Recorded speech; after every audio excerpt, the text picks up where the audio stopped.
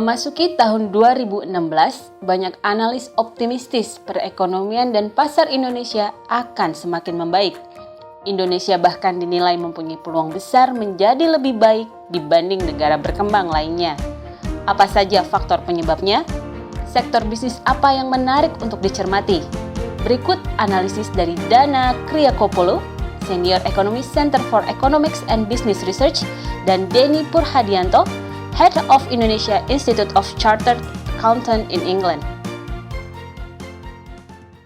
And we've identified a few important events in 2015. One has been the potential for an interest rate rise in the US. Another has been the commodities downturn. Another has been the slowdown in China and the slowdown in global trade. So we identify these important events and comment on how they impact the ASEAN economies.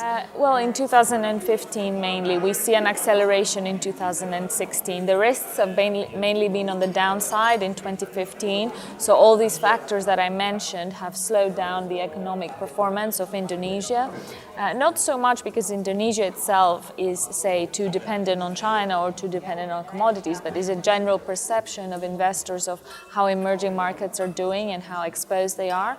Indonesia is actually less exposed to these risks than economies such as Malaysia or Thailand that have stronger trade links to China and higher levels of private credit, respectively.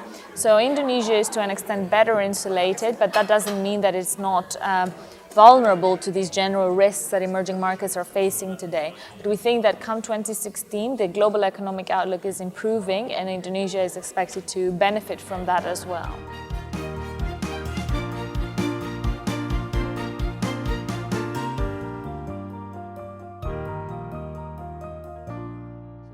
Untuk mengattract foreign direct investment, baik itu short term atau long term investment, itu sangat menentukan tahun 2016. Ada yang aneh di Indonesia ini, policy sudah ada, semua sudah ada, tetapi ada juga program ada tax amnesty, ada juga program infrastruktur, tetapi kenapa konsumsi rumah tangga masih rendah? Ini kan yang menjadi tanda tanya buat kita semua. Anomali sebetulnya di Indonesia ini. Secara makro we are okay, but dari mikro level apa? Kita lihat mulai banyak PHK, kemudian spending rumah tangga menurun. Walaupun ada potensial juga untuk perusahaan multifinance dan bank itu untuk meningkatkan kredit konsumer. Tapi sepertinya konsumen sedang tidak ingin untuk banyak belanja. Jadi kemungkinan nanti akan menjadi penopang tahun 2016 tetap sektor pendidikan. Dan jangan lupa kalau 2015 ini berhasil, pilkada serentak kita, itu akan memberikan efek yang bagus untuk perekonomian 2016. Paling tidak kuartal pertama 2016 ini akan lumayan, kalau memang uang untuk ini beredar dengan baik. Kemudian ada tanda-tanda yang cukup unik juga, setiap kali kita mendapat diri kita Indonesia sedang slow down atau masalah ekonomi, yang menjadi ini ya, satu hal yang lucu, selalu banyak uang palsu beredar. Pertanyaan saya adalah, betul ya, untuk kita semua, ini uang palsu beneran uang palsu atau aspal? Uang asli yang dicetak oleh otoritas tetapi tanpa nomor seri. Dan lucunya ini mendekati momen pilkada serentak tanggal 9 Desember nanti. Itu ya. Tapi positifnya ini akan, menurut saya, akan memberi boost, economic boost yang cukup signifikan untuk tahun 2016. Efeknya seperti bantuan langsung tunai.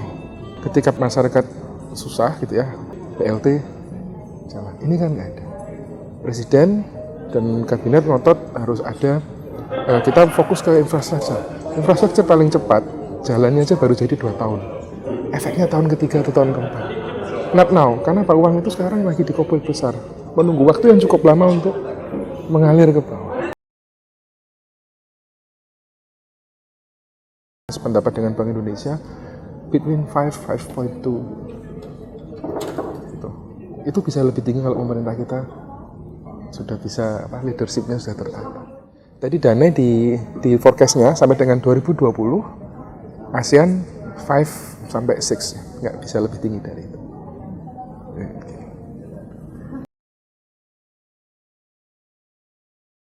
Kalau tadi saya sampaikan education ini harus diwaspadai karena menjadi bisnis yang sangat menggiurkan. Tidak hanya ke kota, tapi akan merambah ke ibu kota provinsi dan kota-kota penyangga, kedua kota ketiga di provinsi. Ini akan menjadi industri yang sangat besar. Apalagi kebijakan Pak Mendikbud sekarang kan ada kurikulum 2013 dan memberi peluang seluas-luasnya untuk sekolah alternatif. Dan itu menciptakan peluang yang sangat besar. Kembali seperti yang kita dulu 98, yang survive itu kan pendidikan, kesehatan, dan sembako. Tapi hati-hati kalau kita nggak segera menyelesaikan ini, yang saya takutkan bukan soal pertumbuhan ekonominya, tapi gap antara kaya dan miskin itu sangat luas. Dan ini berpotensi menimbulkan keresahan di akar rumput.